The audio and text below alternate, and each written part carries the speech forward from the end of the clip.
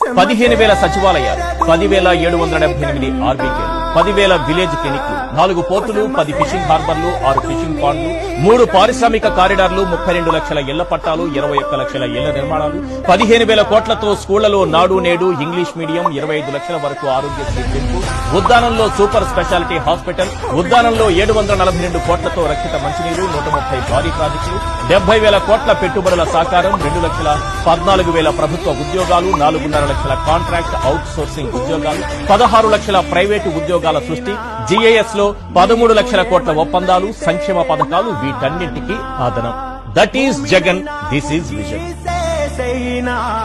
నీకు ఏమన్నైతే